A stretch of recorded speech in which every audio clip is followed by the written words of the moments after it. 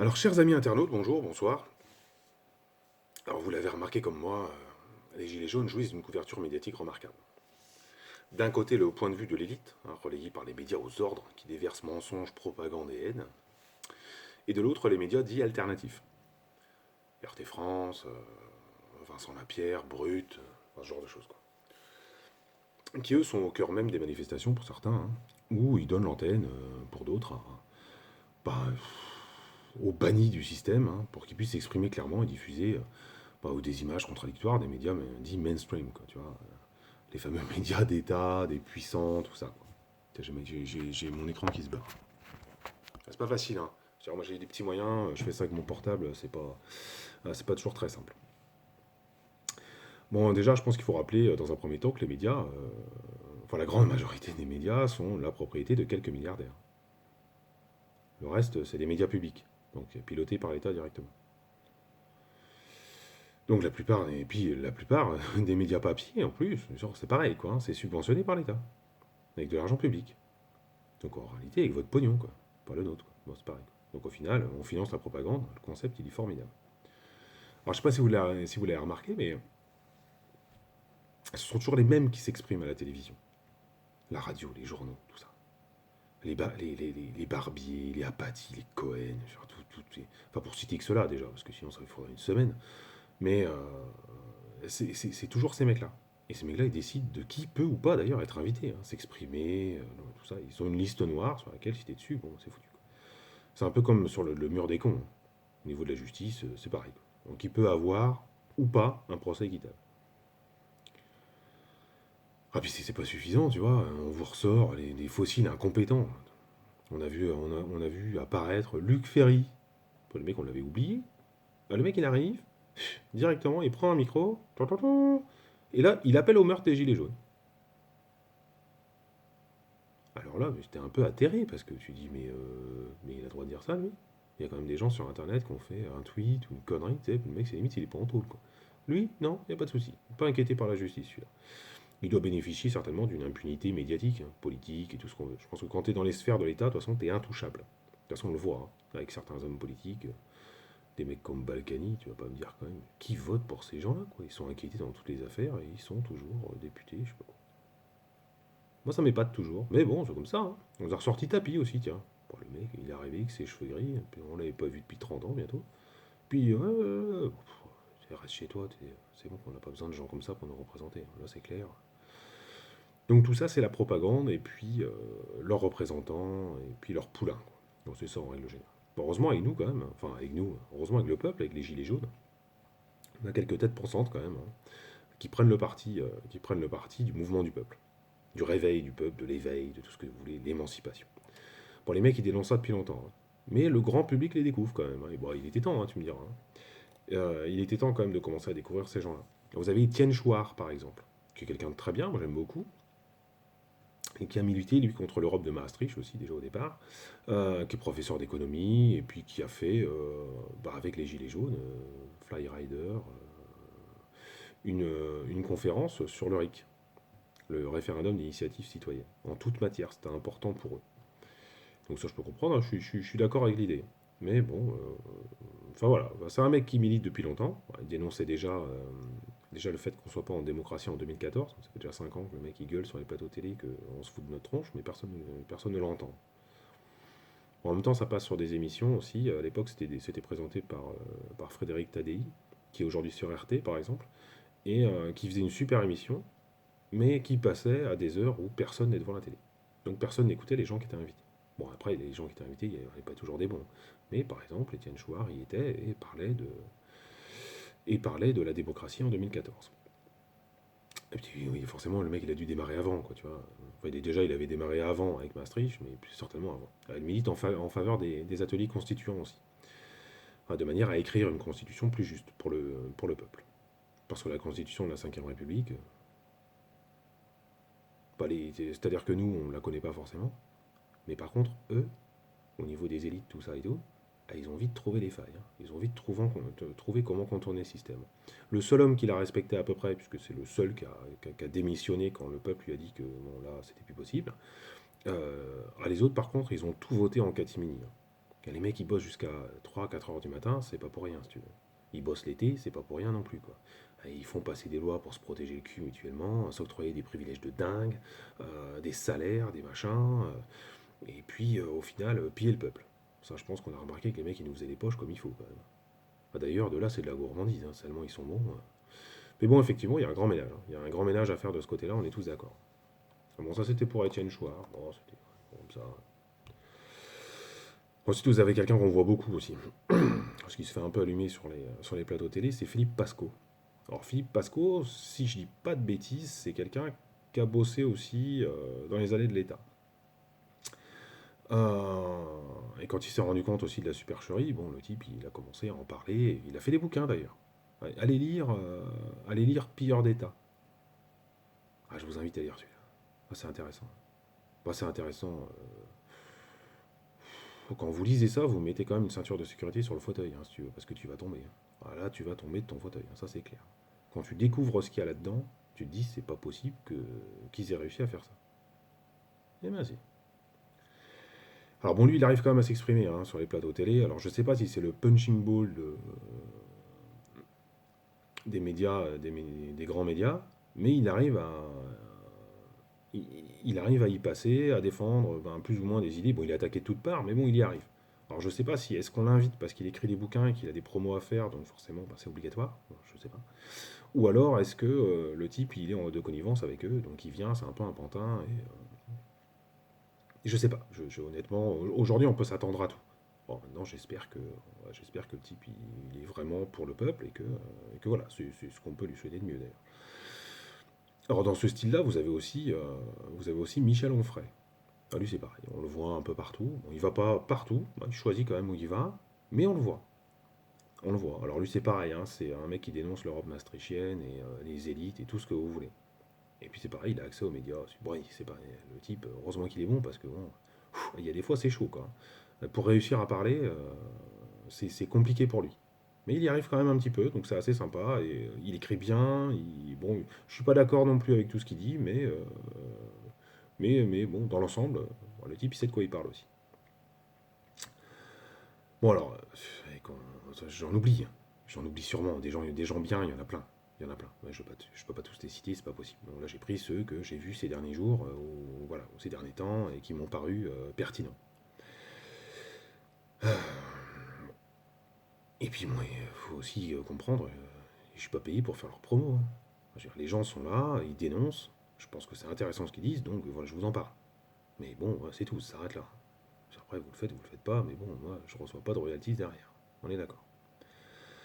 Donc ça, c'était pour les gens qui s'expriment et puis voilà, qui passent à la télévision. Là maintenant, je vais vous en parler d'un qui passe pas à la télé.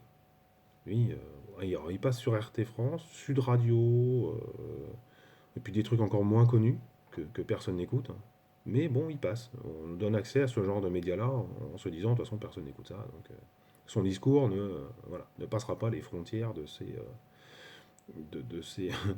petites antennes. Et en plus, les journalistes qui bossent là-dedans, à part chez RT, mais dans d'autres, il faut voir le niveau. Mais bon, celui que j'appelle, moi, le Nostradamus de la politique.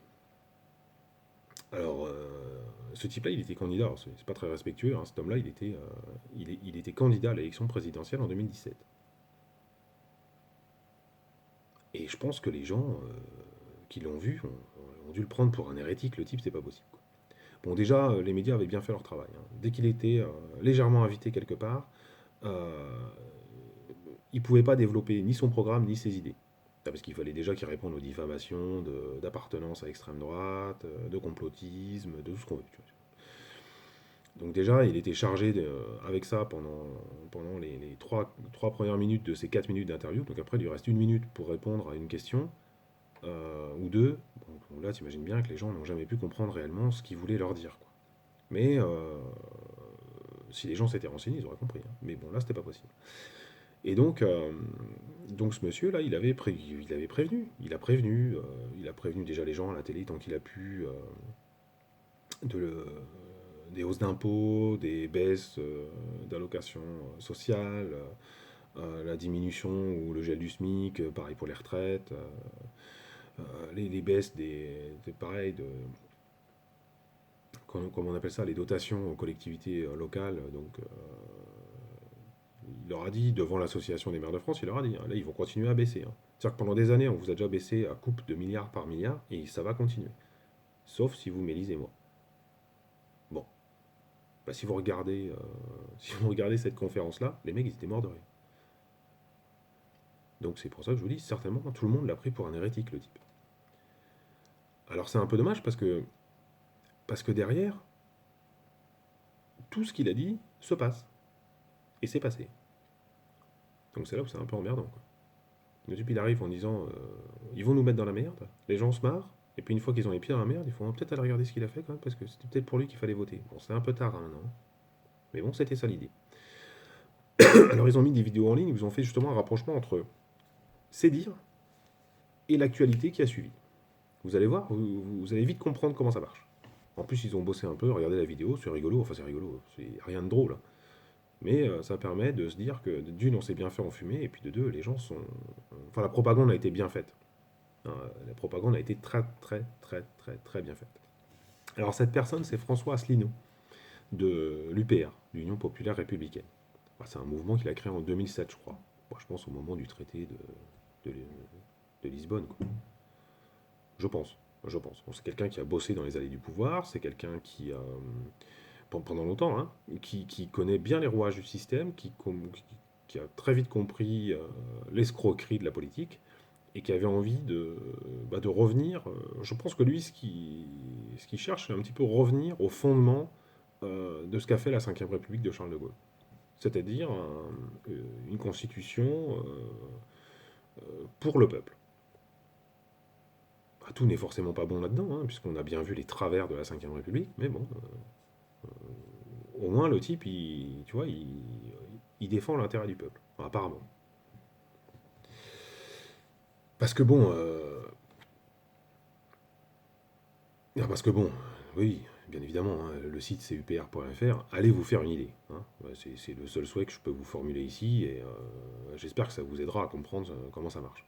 Parce que pour en revenir au RIC, le fameux référendum d'initiative citoyenne, il existe dans la Constitution. Il ne faut pas se leurrer. Le référendum d'initiative populaire, il est dans la Constitution. Lisez-la, vous allez le voir. Il s'appelle le référendum d'initiative populaire. Et bon, bah déjà, je ne sais même pas s'il y en a déjà eu un hein, dans la Ve République, un référendum à l'initiative du peuple. Euh, alors les politiques, ils ont fait au moins un référendum, je m'en souviens au moins d'un, c'est celui de 2005, sur l'Europe. Et quand on voit ce qu'ils ont fait euh, du vote, de la voix du peuple, de l'opinion du peuple, ils se sont complètement assis dessus. On peut se dire que de toute façon, les référendums, bon, ça va être compliqué quand même cette affaire, hein. Et demander à Sarkozy la différence qu'il y a entre Maastricht et Lisbonne. Si je dis pas de bêtises, je peux me tromper, on n'est pas à l'abri, si je dis pas de bêtises, ces deux traités-là sont identiques à 90%. C'est pas les 10% qui ont été changés tu vois, apportent une révolution dans le traité, quoi. Ils ont ensuite changé 2-3 mots dans une ou deux phrases, et puis voilà, point barre, ça s'arrête là. Donc ce que je veux dire, c'est que ce fameux référendum-là, si on n'a pas la possibilité d'avoir la garantie qu'il soit obligé de respecter notre volonté, exprimée par la voix du référendum, ça ne va rien changer du tout. On a vu ce qu'ils font avec les élections, on voit ce qu'ils font avec leur propagande médiatique et tout ce que vous voulez, on voit dans les autres pays comment ça marche aussi. Si tu réponds pas bien à la question, on te la repose, hein, jusqu'à ce que tu répondes bien à la question. Donc là, le référendum en fait d'initiative citoyenne, ok, mais après. Avant, il faut renverser le pouvoir qui est en place, dans sa globalité, à l'exception de personne en fait.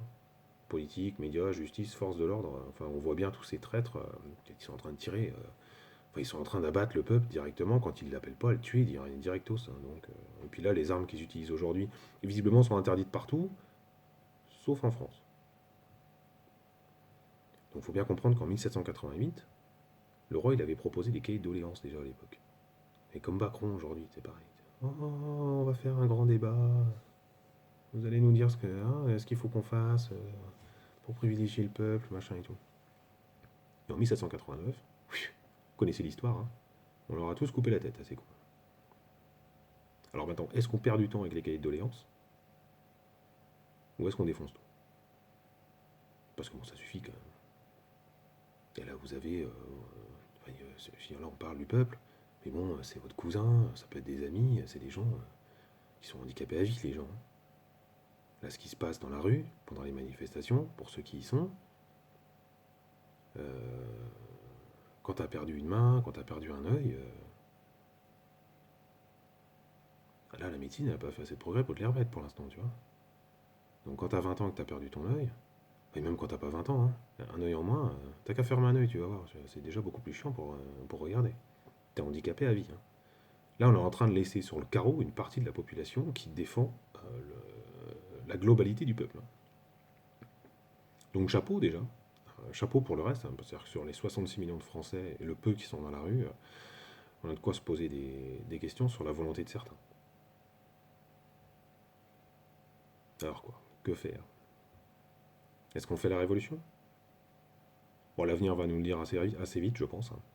Mais je pense que c'est dans l'intérêt général de dégager ces gens de là, hein. Parce qu'on voit bien que la discussion elle n'est pas possible du tout.